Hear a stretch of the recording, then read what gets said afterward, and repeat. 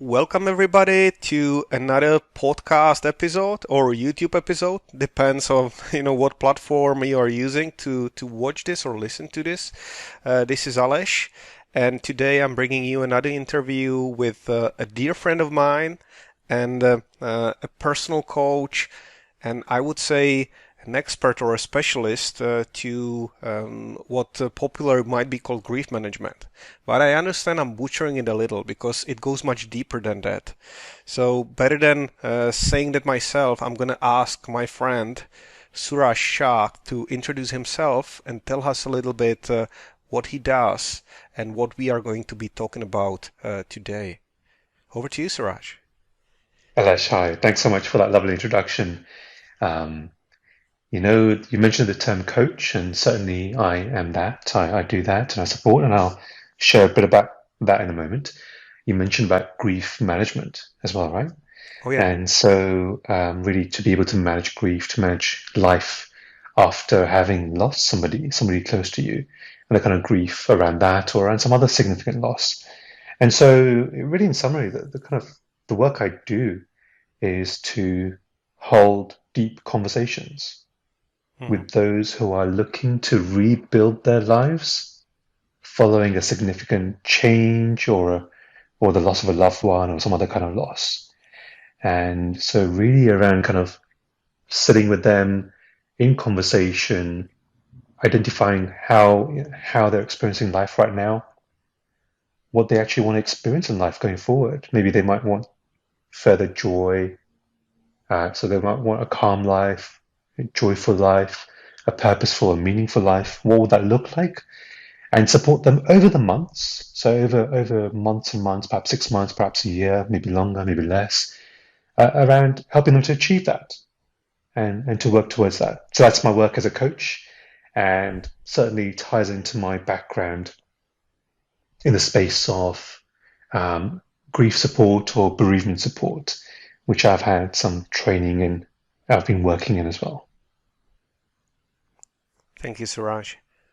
Is there, I know that in many situations there is some sort of personal experience or a reason for people to be drawn to this type of work.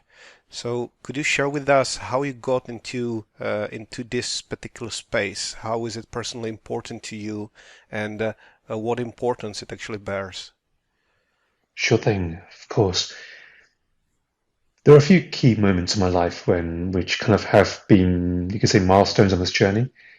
Um, the kind of the big ticket items we could call them perhaps would be losses around my mum who's been ill from when I was quite young, and gradually her health deteriorated up until she was 50 and I was 25. And that's when she passed away, almost about, yeah, almost 15 years ago now. Hmm. In fact, it would have been her 65th birthday just a few days ago. Um, so, so we would have been celebrating that with her. And so that's one key thing that's happened. Okay. Another significant event was my best friend from school. He died when I was about 22, 23. Um, so a very close friend who really supported me through so much whilst I was at school, really helped me to feel a sense of belonging, to feel understood. Really supported me at times when very rough times I was having at school. And so he died, but not only was he gone, but actually it turns out that he had taken his own life. He'd committed suicide, Hmm. which I only actually discovered only perhaps in the last year or year and a half. So that's been quite significant for me around the truth around that. And then there's been a few other things, a few other kind of situations around other family members, grandparents passing away, other family members dying, and other losses as well. So there are other things like from a very young age, and um, my prize toy which I'd won in a competition, which was a Nintendo Game Boy. I don't know if you Remember those Oh from yeah, I'm back in the old day? enough to remember. Yes. Yeah, there you go. So that was really something that I really kind of loved having when I was younger, and we moved home, and then within weeks of moving home, we'd had a burglary at home. Hmm. So the thieves had taken a lot of things from home, but they'd also stolen my prized Game Boy. And the kind of the loss I'd felt from a young age around that. So it's such a tangible, almost meaningless thing, right? If we look at it from the perspective of losing a love, like someone dying. But even that was significant for me at that age, and to have that and a few things. So just, I guess what I want to share is really a series of losses building on each other. The compounded grief over the years has been quite significant for me.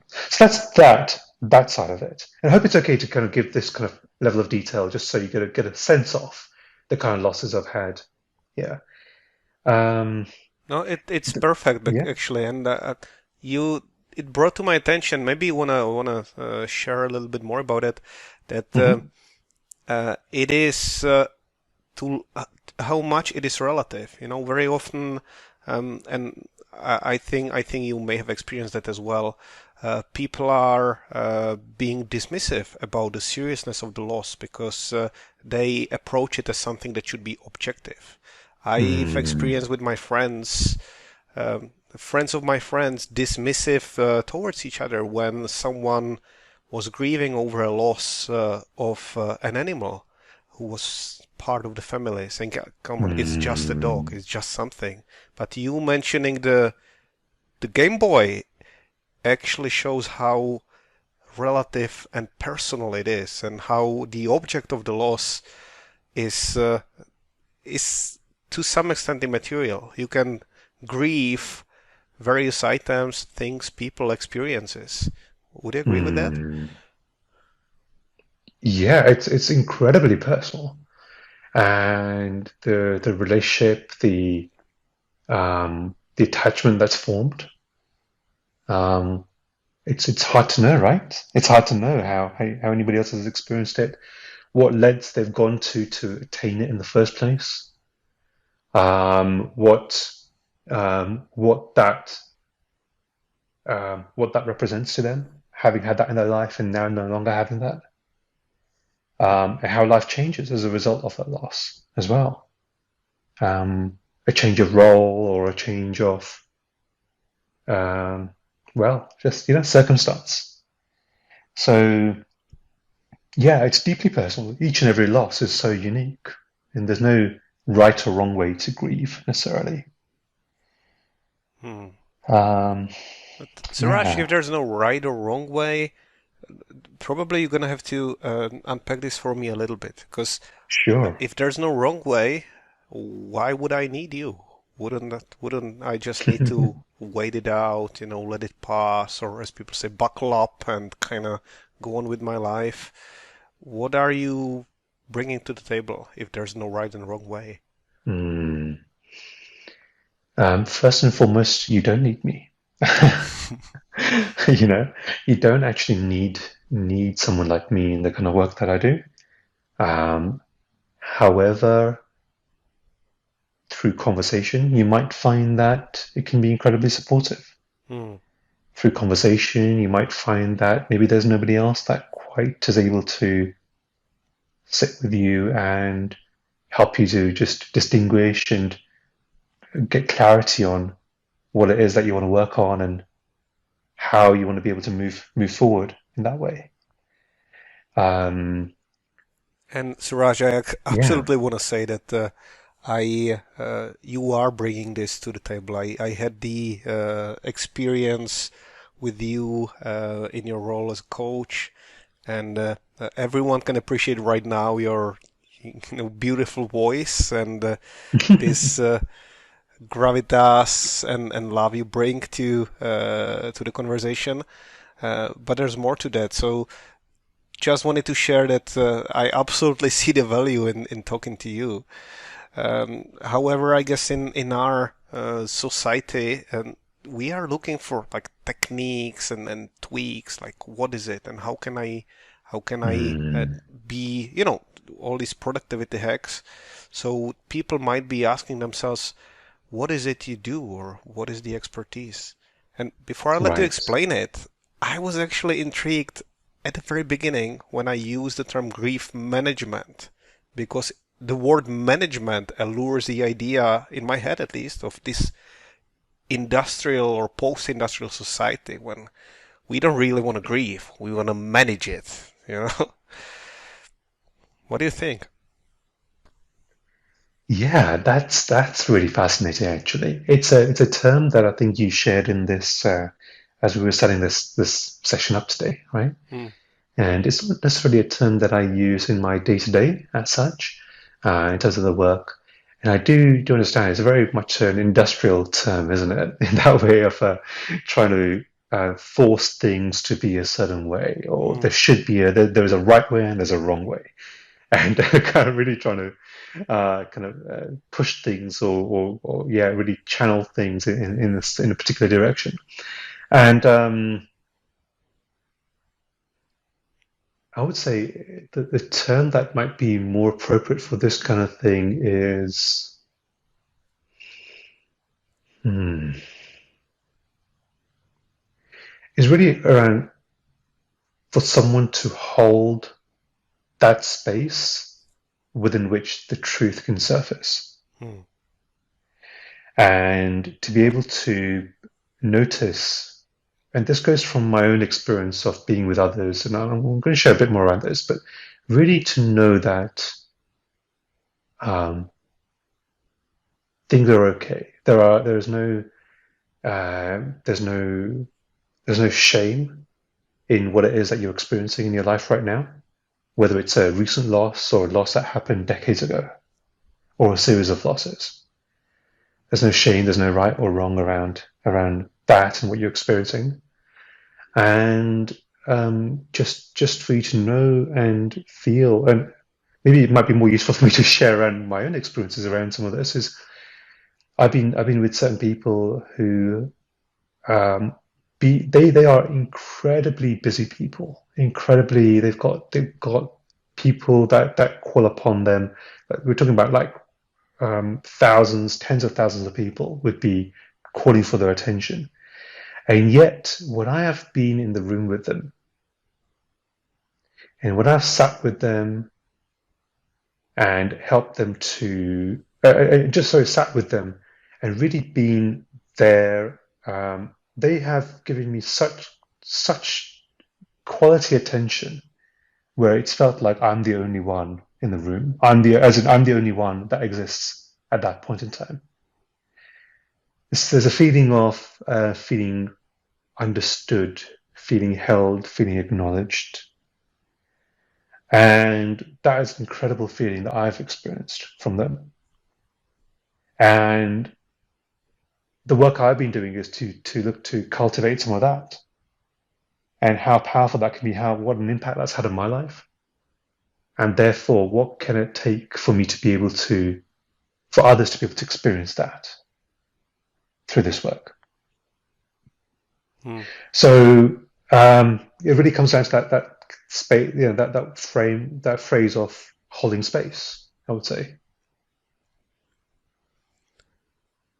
I I have to say that that I mean, for when it comes to holding space, I think that's a concept that might be a little alien to some, and Hmm. I want to explore it a little bit more.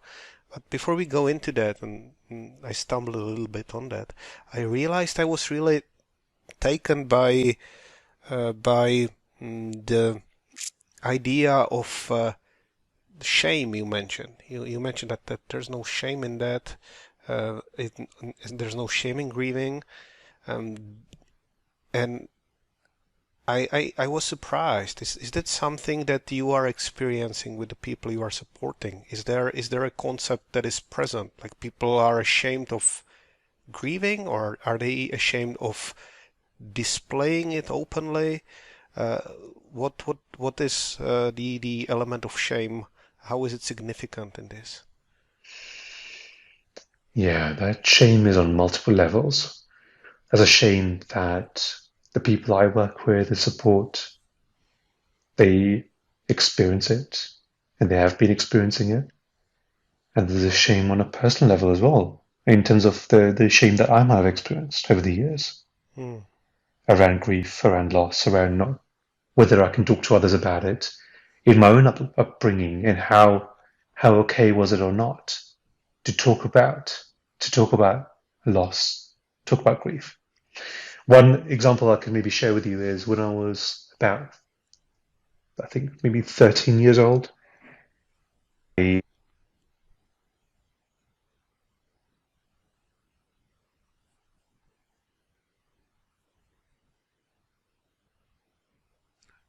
Suraj, I can't hear you right now. Maybe something with your microphone or connection. I don't know if you can hear me, but I've lost you. my apologies, I'm back. You're good. I have just changed the settings here. Okay, That's so okay. we're I was experiencing uh, grief in the meantime, in this short moment oh of dear. deep loss. But sorry, so the last time I've heard was you mentioned an experience you wanted to share when you were 13 years old, but I didn't get Yes, to what it was. yeah, of course. You know, Alesh, when I was about 13 years old, I had a tutor for science, science tutor for to help me with some studying, a Mm. science and maths tutor. And I think it was around 13 or 14 years of age. I was getting some support then, and then um, maybe the year after that, I remember I was at home and we had a call, and it was his wife, and so my mum had answered the call, um, and his wife had told him that told my mum and I that this science tutor had died, and I remember how my response was at that moment when my mum told me about that. My face, for some reason, there was a smile that shot up in my face. Mm. I couldn't control it. And so basically, there's like a smile or something, but I couldn't even stop it, and it was really, really odd. But there was some kind of reaction to hearing about this kind of news, this sad news, and just thinking about that over the years as well, and just this kind of sense of, what do you do? Like we never really taught how to grieve. We never really taught how to, or how, when you hear some sad news, like how do you respond in that situation? And I didn't necessarily have that in my own upbringing about, whenever maybe a grandparents passed away or other things happened, I did, there was still no, I hadn't really experienced loss in that way of someone that I happened to know one week and they were gone the next. Mm. And I'd say that was really quite interesting, quite telling in terms of like what was the kind of physiological reaction to hearing some news like that. And there was some elements of shame, I expect, around that. And as time progresses as well, and just thinking about how when I'm speaking with others and speaking about the things that they share with me, and I won't necessarily go into any detail about individuals here, but the theme around that is really around not feeling like it's just not spoken about. There are certain cultures where grief just isn't spoken about. You kind of just get on with it, but then it's left unsaid, and then people want to talk, but they don't feel like they can. It's such a taboo. Death is such a taboo, and I think with it being a taboo, with it being such a thing that you just don't talk about in your families, people feel so alone. People feel very isolated in those moments. And that's where it can really, really help to have somebody that you can actually have a conversation with. It can really help to be able to speak with someone in that way. Um, I hope that answers that for you.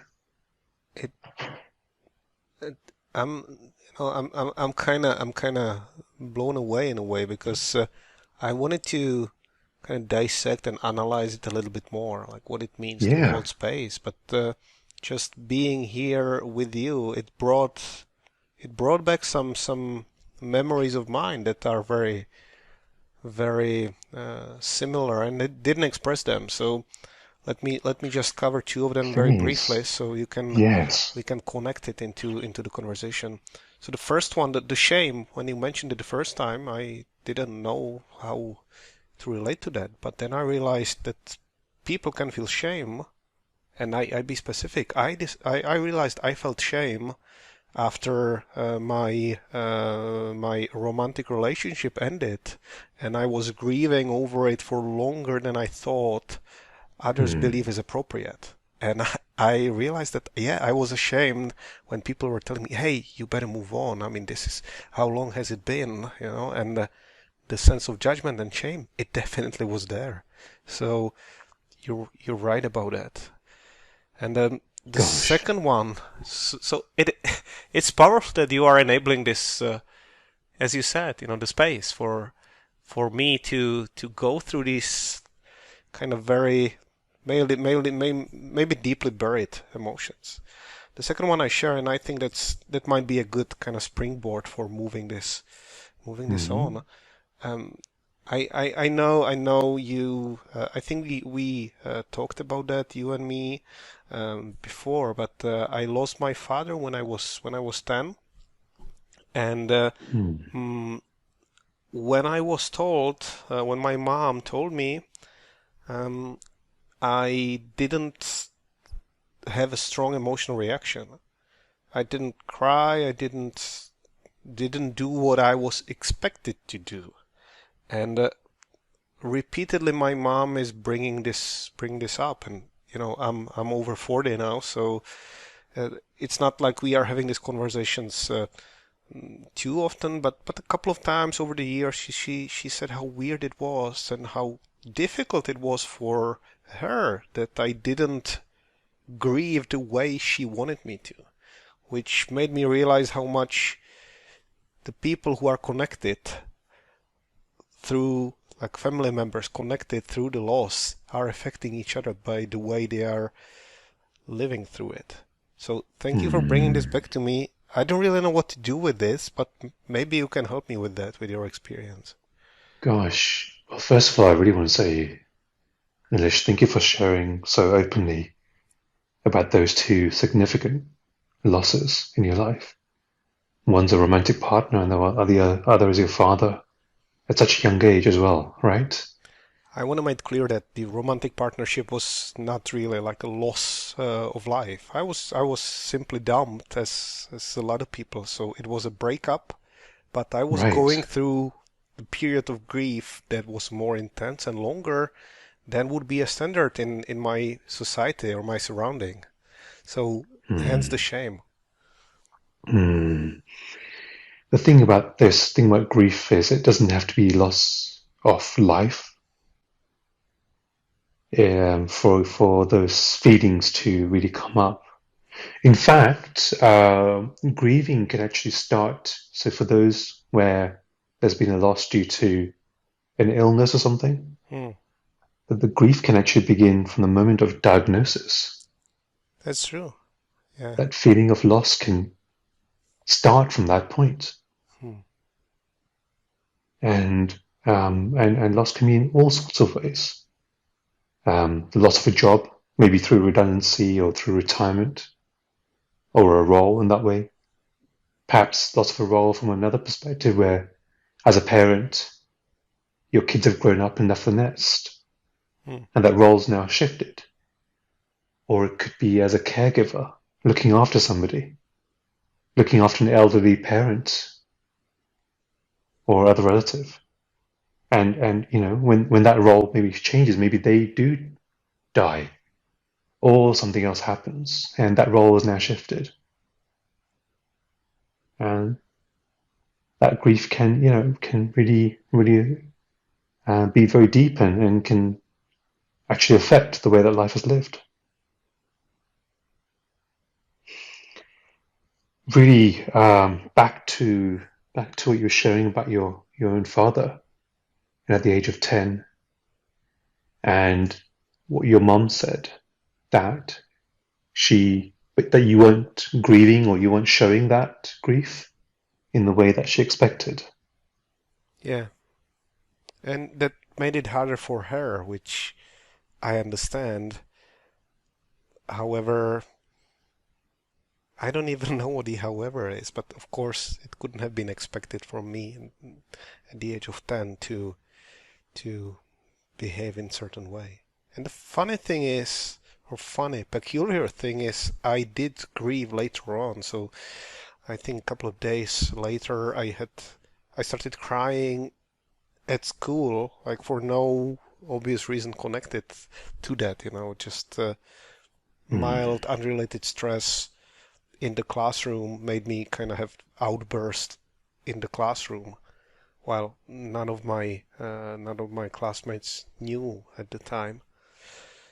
Mm, but I didn't want to tell that my mom because I felt it would make it harder for her. So surprisingly, I probably made it worse by not sharing the pain with her at the time, trying to be, the remaining man in the family.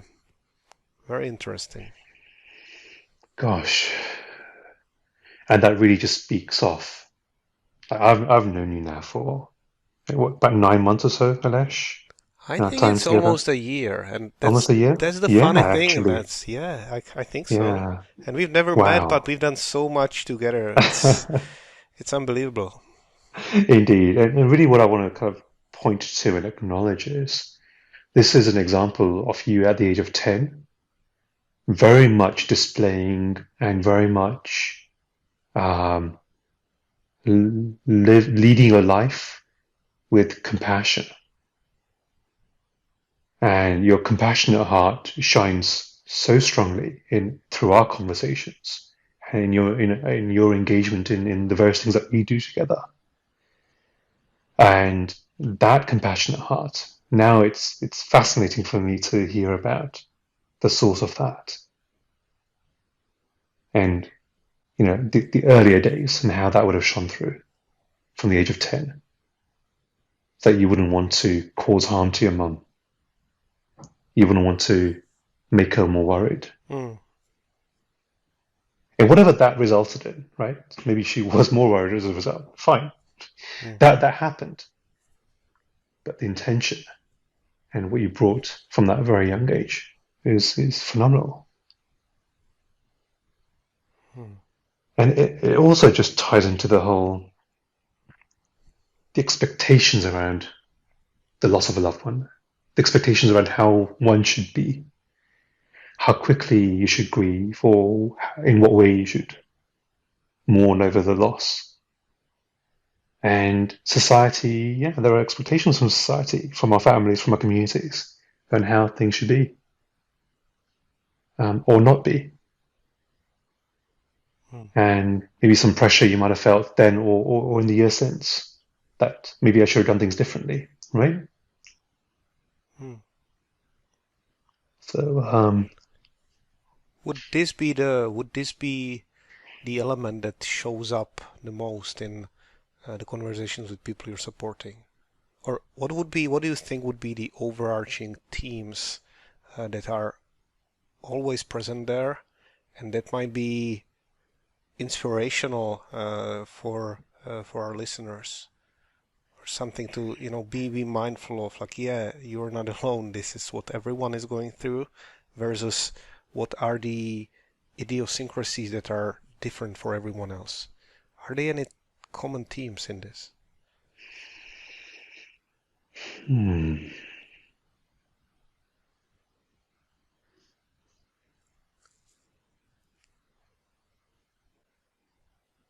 I'm guessing, as you said, that the common theme would be that it is hard for everybody. The loss is hard, whatever the type of loss, and whatever is the object of the loss. hmm, I guess I was mainly thinking about, for example, the expectations from the surrounding, from the family, from other people, or the specific type of doubt, because mm, I really can't fathom how different it must be to work with people with, for example, different cultural background, um, versus this kind of universal human element, a human experience, when we are all on some level, I think, asking the question, uh, is there what is left when a person departs? What does that mean for the person? What does it mean for those who are left behind? Are they some universal questions that need to be maybe triggered by you through the support, or are you really just letting everything come out as it as it's being brought by the person you are serving? Yeah. In the in the training that I've had as a bereavement support visitor, the work I've been doing as a volunteer in that way over the years has been very much to go and sit with somebody and just to be there to listen and not force the conversation in any direction, but really just a space for them to be able to talk to somebody about their loss, about the grief that they're experiencing, how it's showing up, and what's happening there. Very much a talking therapy in that way, right? Hmm. But to be able to kind of really be there, but um, so to have that, and then things and kind of various insights might come out of that just by being having a space in which they can talk. So while I bring that experience and expertise into my coaching conversations now, very much what I'd be focusing on like we would be focusing on with my clients and those I'd be supporting here is around that, like to get much more clear on where are you now? How are you experiencing life now? So not necessarily to go into the past too much, although that can be beneficial. But very much, how are you experiencing life now? What is it that you do want for yourself going forward? What's possible for you to create in your life? What's to be able to kind of step into that realm of possibility and really explore that. And then just what I was sharing at the beginning around that, and then that journey, working with them, supporting them through that and towards that, whilst being very mindful of anything that can come up around the specific person that they've lost, maybe the series of losses they might have had. It could be around the changes in their role, in their responsibilities in life. There would be questions around what's my place in the world now? What's my place in the space in which I live? What does my life mean to me now? Questions around faith, questions perhaps around religion, things that might come up around, is there a God? If there is a God, then why would this happen? So those kind of things could come up in these conversations, depending on who I'm speaking with, the very different cultures, different conversations. There might be different kinds of various feelings. There could be feelings of anger, feelings of fear, happiness, sadness, joy and laughter, or disappointment, regrets. The whole spectrum can come through. And it's really just to be there with them and to be able to hold that space. And that's what it means in terms of holding the space, which you mentioned earlier, you asked about. Hmm. To really very simply just be there with whatever's coming up, with the intent to be able to support them, help them to see things for what they are, and to be able to move forward in life. Thank you, Suraj. There's That's all right. there's a I will hesitate a little bit because these questions are popping up in my head as we're going through this, and um, you mentioned the time. How do you move forward? So we are talking about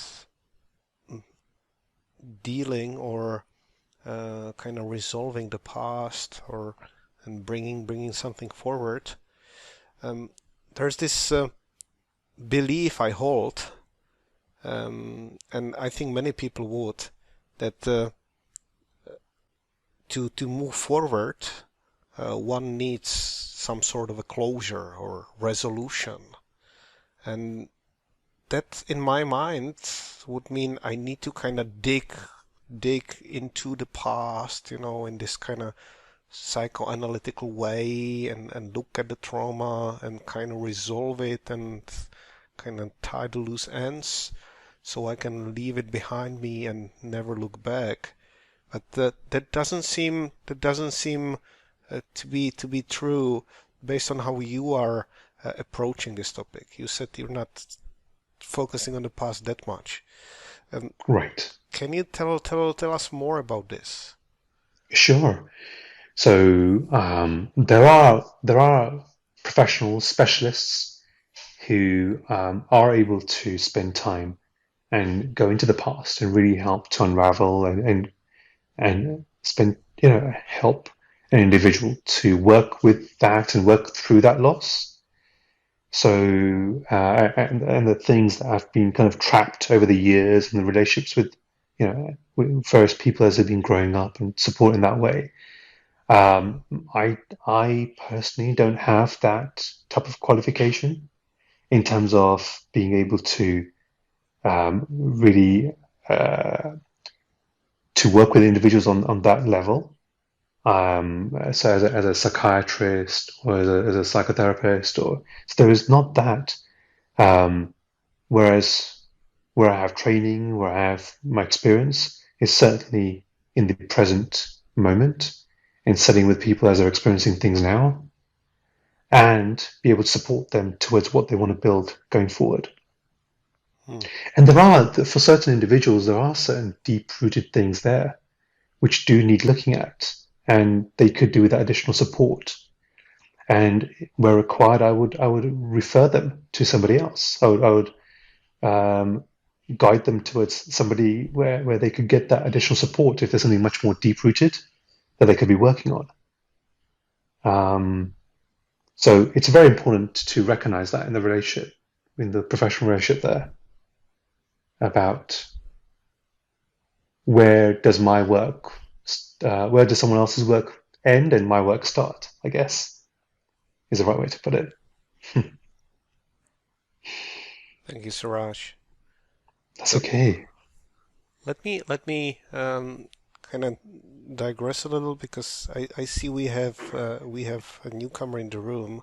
So welcome, Savan. I'm hoping I'm not butchering your name too much.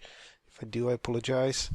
And you can let me see. Uh, yeah. Uh, So I'm. I would personally love to introduce Savan. Savan is my dear brother Oh. who's joined this room. So Savan meet Alesh, my dear friend. Alesh meet Savan. Hi, Alesh. Hi, Suraj. You right? Hi, Savan. Uh, how you guys doing today? You okay? Really well, thank you, thank you. Alesh has been asking me some really, really wonderful questions in our conversation so far. So Alesh, was there something you wanted to say? No, actually, I guess Raj, since you are brothers, maybe it would be best if you can loop Savan in. There might be some experience that he might share, or we might move the conversation towards that. I just gonna loop where we've been so far. So we talked about the grief resolution or loss resolution, bereavement, and whether or not it is necessary to look into the past and really resolve the past trauma to move forward, or if it's possible just to look into the future. But I mean, over to you, Suraj. You're the only one in the room who knows all the other members, so maybe you manage this a little. Sure thing. Um, I think just from what I shared as sound into the room was really around that, right? Around kind of There is. I'm not discounting the work of looking in the past and really digging deep and spending time on that. And there's certainly huge value in that. But it's really important to have the right support for that and to have someone who can really ask the right questions around that. But really, much more. There's also a time when you are ready to move forward and ready to create and build a more build a life that you want to create for yourself, and that's where it can be really useful to actually have additional support to move forward in that way as well. Sawan, is there anything else you'd like to share around that? Yeah, I mean, obviously, we've had conversations before about this, and the kind of work that you're doing. We're having discussions, and we're going to be having a lot more future discussions as well. But yeah, I think there's a number of different, from my view, there's a number of different things to be able to, like rebuild a life and rebuild yourself moving forward after a loss, whether it's a loss of a loved one or a loss of a job or loss of income, or I mean, I know there's so many different types of loss that you can go through, whether it's the loss of a unborn child, or there's even people who've been affected by the loss of monetary value. So, like, they may have they may have been scammed out of money, or they may have gone gambling and lost some money there, or they may have lost it on a bad investment. There could be a number of different ways, but that can affect you in different ways moving forward. Where a loss of a loved one can affect you in what kind of relationships you form in the future. Loss of monetary value can affect the way you do business and the kind of essentially the kind of actions and steps that you take moving forward, whether you may be a little bit more cautious, or you may be a bit fearful about investing in somewhere else, or trusting people who, to look after your money, or anything. So I think definitely looking in the past is a good thing, but also I believe you've got to work through what the reason for that loss is, in terms of why do you feel it's a loss? What do you feel you've lost from that? If it's a loved one, what have you lost from there in terms of what were they providing to you? And everyone says, "Oh, I've lost either a parent, or I've lost a child, or I've lost a friend." But it's not that the loss of that person that you're missing, or that you're that you're missing, basically. But it's actually the loss of what they provided to you. And in that sense, it's what they're providing to you. It's like it's basically the law of transformation. So anything that someone provides to you will always be moved into a different state, a different form. It's like ice. When ice melts its water, when it gets hot, it goes to steam. It cools down as water again. It freezes as ice again. Whatever happens, it's still, that item's still the same. It's just the state and the form is slightly different. So when you've lost a loved one, like, let's say, for example, like, obviously, we lost our mum about 15 years ago, wasn't it, Suraj? No, 16 years ago, I think. You come up to 15 years, yeah. Yeah. So we lost mum about 15 years ago now. Initially, it's difficult to see, oh, I miss my mum, but actually it's a case of, well, what was it about her that I miss? I know for me, it was like the way she looked after us, and the way that she, and even specifically what she did, how she looked after us. She made sure that everything was in balance. She made sure that we see things from a different point of view in order to balance ourselves. And even like, think about it now, she was very, very forward thinking, and that in the sense that it wasn't just about the now. It's like, well, look at the overall picture. Don't worry about the details. Don't worry about the small print. Just look at the whole thing. So things like that, making everyone feel welcoming people into the home, and she was very sociable. So whenever anyone came in, she would always ask, right, do you want something to eat? Do you want something to drink? Stay for a while, etc., etc. So it's things like that. But then you see, okay, well, where is that after she passed, and where has that transformed into? Who took on that role of that specific trait? It's not just the whole thing, not who else became your mom, but who took on that role of welcoming people in and ensuring that they're being hospitable and people were looked after. Same thing as money. People who lose money, it's like, okay, whether you've lost £20,000 because of a bad investment, that's fair enough. But the actual value of that £20,000, where has it transformed into? At that point that you lost it, where was it transformed into? Was it transformed into knowledge to help you in the future? Was it transformed into being able to support someone else? Was it transformed into understanding your relationship with someone?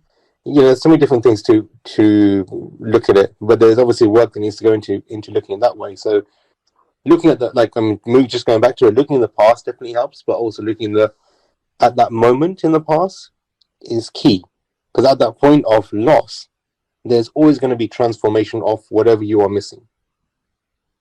And then coming into the present and moving to the future, how can you utilize that now that you know that transformation has happened? Where can you see that, and where has it helped you from that point until now? And then you'll see it moving forward as well. So, yeah. Thank you, Simon. Thank you so much. And unless you can see how Simon really brings a refreshing perspective to this topic, and the depth that you can go in as well around this. And something that's really common to each and every one of us, right? Around to take what's already there in the past and how to be able to make use of it, how to learn from it, and really just to echo what Simon's saying around this, that there are certain qualities, personality traits from others, those that we have lost, and actually those things never really go. They carry forward in our hearts, in what we do, in the way we do things. So I'd say that's probably one of the biggest things around when it comes to transformation, or how that trait does continue on in life. So really lovely to remember those things about Mum. So thank you for that. Yeah, you're welcome, bro. You're welcome. Yeah. So Adesh, where to from here? Well, you got me, Savani got me thinking about how to perceive the loss as as a way to look into my life and its specific aspects. So that's something I would like to tackle near the end. But before that, I want to ask this, because this is kind of bugging me a little. I love the analogy you used with the water changing states. But then something kind of revolted in me, because I translated it into something that you may not meant this way. Or maybe you can bring me clarity in there, because it feels like, for example, the loss of my. So I shared with Suraj earlier during this talk. I lost my father when I was 10, and as I understand you would suggest I look into the roles he did play in my life, and the elements he brought into it, and see how I transformed and kind of fulfilled these roles by myself. What I mean, and what is maybe weird in there, let me try to formulate it as a question. It feels like I'm dismembering this person into its individual function, and I'm trying to fulfill these roles, or kind of replicate these roles, rather than looking at what the person was bringing as a whole. Is that what you had in mind, to look into the individual things I missed and finding a different venues how to satisfy them, or did I misunderstand it? No, not at all, not at all. And it's actually a really common thing in terms of the way people see that. It's when it's discussed like this, it can feel like you are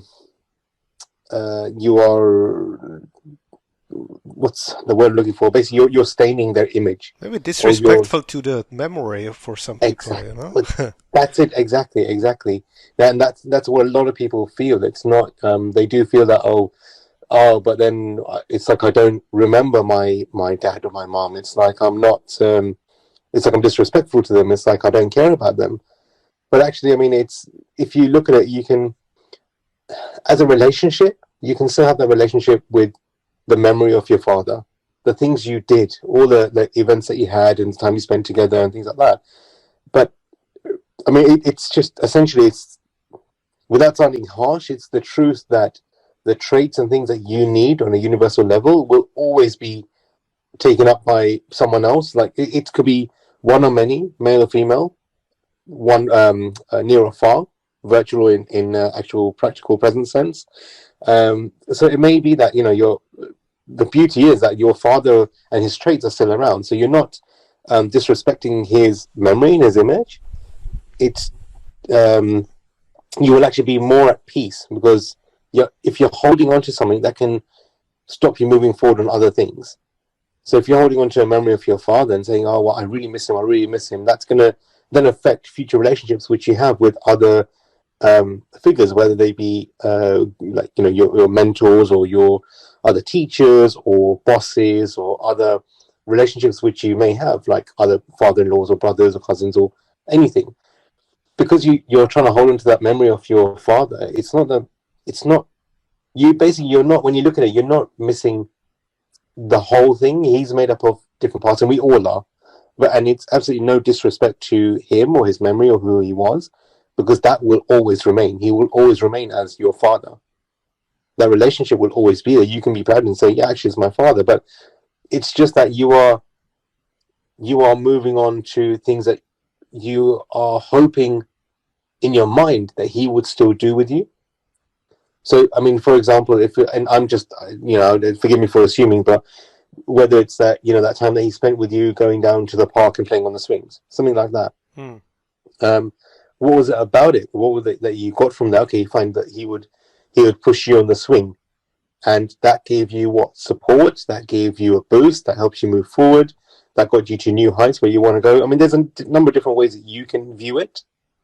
But what was it actually? If you get right down to the core of it, what was him pushing you on that swing in the park, and you focus on that one event?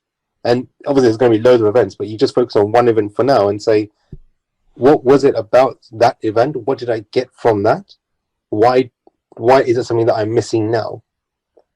And then at the time of his passing, and it's exactly the moment of his passing, who else, whether it was you or someone else, many or few, male or female, near or far, who else took on that trait of his, of him supporting you or him helping you forward? Is it, I mean, for example, what's the one of the things that you miss about your father?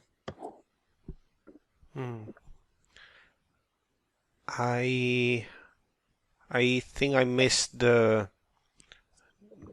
his ability, as I remember, to explain me the mysteries of the world. Like I had a question and he was able to provide a factual answer or find one, and this was before internet. Yeah, yeah. So this, if you can put it down to what he provided, knowledge that you were seeking. Mm-hmm. Yes. Yeah, if we even put it out that way. So at the time of his passing, if you think at the exact moment that he passed, or you heard the news that he passed, or you felt that he was passing, at that moment, and from that moment onwards, whether it's many of like one or many, who has taken on that trait of providing you that information, that factual information, to answer your questions? That's interesting because I feel I to some extent I provided it for myself, like through my own curiosity and working with resources and Mm-hmm. through schooling, of course, as well. But mainly, I think I had to fill the space myself. Yeah, absolutely, absolutely. And it wasn't that you had to fill the space; it was that you filled the space. And do you feel that you filled it as much as your father would have filled it for you? I can't say. I think eventually I did, but you mentioned that boost, so on the swings. So I guess maybe the boost wasn't there, so the acceleration was not that prominent. That's how Yeah, I okay. feel it. Yeah. Well, if you look at it as like a set of weighing scales, Hmm. essentially, your father providing you that knowledge on one side, which is something that you really miss about him right now. Your father providing that knowledge for you on that one side of the scale, and you providing that knowledge at the time of his passing and moving forward, you providing that knowledge to yourself and doing the research yourself. Is the weighing scale balanced out, or is it still more towards your father?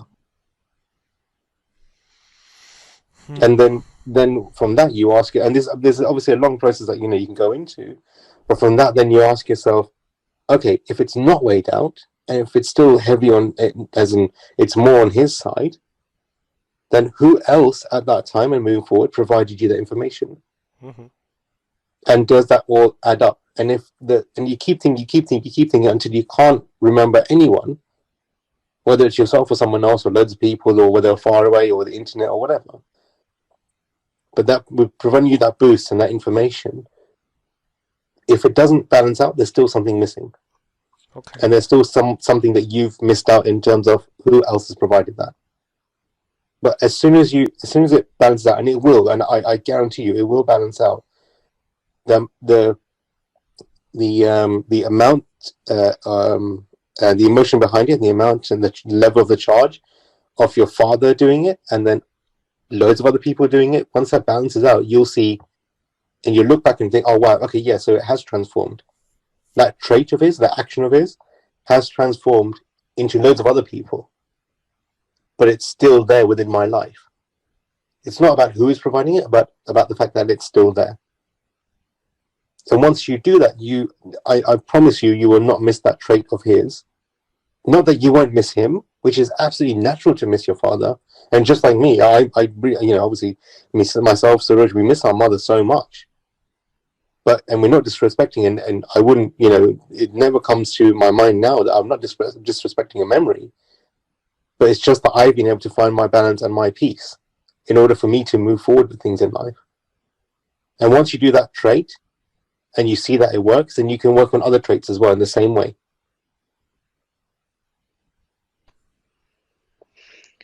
Alesh, Yeah. um, just a bit more to add on that from my side is that while someone said that we miss our mum so much, we miss our mum so much, the additional reality to that is also that there are times um, where I don't miss her. There are times when I might want to miss her, but I can't, I don't feel that, Hmm. right? And there are things there as well. There's kind of gaps in that experience, in that emotion. And that could be real for you, and that could be real for others as well. Anybody listening in, or uh, for the people that we work with. And um, and that's it, that's what it is, and that's okay. Hmm. I have a question for you, Alesh, around this conversation, really. That I think if we were to bring it to a close in the next few minutes, which how would you like us to move forward with this conversation?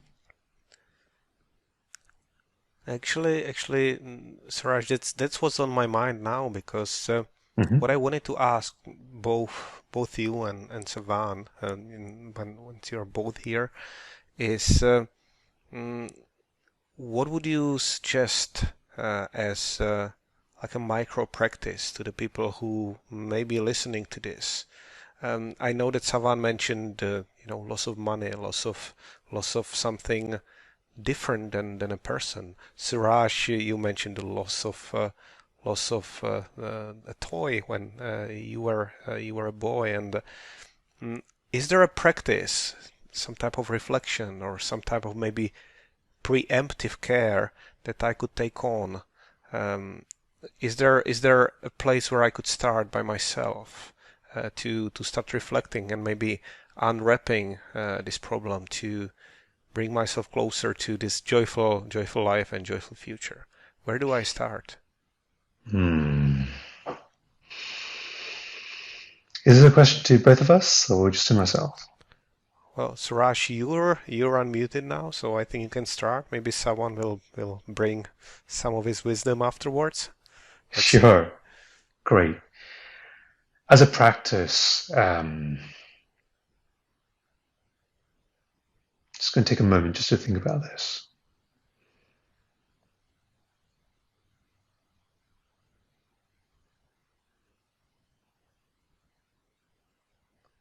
There can be great joy in simply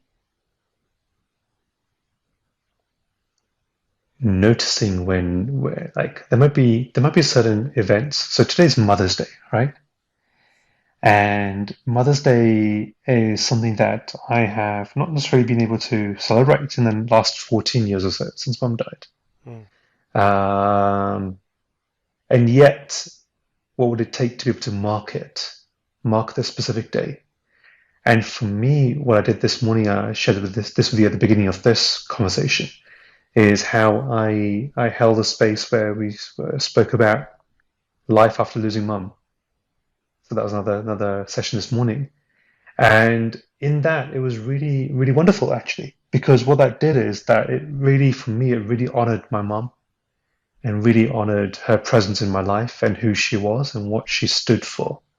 And there were things about her personality and things that Salman shared earlier, but really things around, like, a few words around her perseverance, her tenacity, which I'd actually forgotten about in recent years, or maybe, for a long time. But those things really came to the surface. So one of the practices that I would say around that is, and the reason I had forgotten about it, but what came up was because somebody else shared that about their mom, and that really triggered something for me in my memory around that, around my own mom. And I would say that the practice there is actually when there are opportunities to speak about our parents, speak about those who we've lost, to take that time or take that chance to speak with them, or at least, if nothing else, to notice what does it bring up in me, and then to share that or to write it down, to simply notice it and make a note of it or express it. It's as simple as that, really. And within that, there can be such great joy because there's a sense of discovery. It's more of an adventure, actually, as each day unfolds. And there's this kind of process of discovery that goes through, and like to get really curious about that and get really curious about, hey, this is what I'm feeling based on this trigger point, this experience.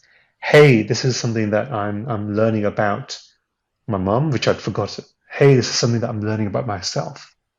And I'm able to see this from a very different perspective now. And that whole process of discovery, that bringing that being of curiosity into the mix, can be incredibly beautiful. So maybe as a summary, the key practice there is curiosity. That's perhaps all I can share on that at the moment. Thank you, Suraj. Sure. Yeah, I think to be honest with you, I mean, Suraj is is my big brother. He's always, well, stating the obvious, he's always been my big brother. But Suraj has been an inspiration to me throughout my whole life, anyway. And in fact, I know, just looking back on it, I know obviously when Mom passed, and just looking back on it now, when Mom passed, Suraj took on a certain role and a certain trait of hers about being that inspiration and being someone to just obviously take inspiration from. And I think just from the discussions that we had, probably from my side, some of the things that Suraj does is he obviously does meditation, and that's to help him look within himself and find the answers. So essentially, I think all the answers that you are looking for are always within you, and things like meditation and self-diving, that definitely helps for sure. Beautiful, son. That's a great reminder to myself. Thank you. About the practice that can really bring so much great benefit. Um, so thank you for speaking about that. It's beautiful. Yeah, you're welcome, bro. I wouldn't have spoken about it if you haven't done it. So yeah, Yeah. basically. Awesome. Oh, that's awesome. That's the serendipity of having you both in here, and um, I'd like to close with this. I want to thank you both again for these insights and for actually calming me down also after uh, this day, making me think about a lot of stuff, and maybe taking the practice right now when we're gonna close the call. So thank you again, and I guess we will see each other, or how do we say that? Listen to each other. I don't know what's the Yeah. clubhouse word for that, and soon enough. Indeed. Alesh, thank you so much for really hosting this conversation today. Your questions have been really beautiful, really powerful, and really helped me to get further clarity on how this is for me. And I would say that for us, there's some topics that we spoke about today that I know that you and I can spend more time delving deeper on, right? And taking some time over in the coming weeks and months around some of that. So I'm really looking forward to doing that with you. And yeah, thanks again, Simon. Really fantastic that you were on today's conversation. I'm really happy that you joined us today. And finally, really, Alesh, thank you so much. Yeah, thank you so much. Yeah, Lesha, it was lovely speaking with you. And yeah, and thank you so much for welcoming me in as well to the conversation. It was yeah, yeah, just think from the things that Suraj is doing in terms of helping people with loss. It's definitely been again another thing that he's inspired me on. So yeah, thank you so much, guys. Thank you.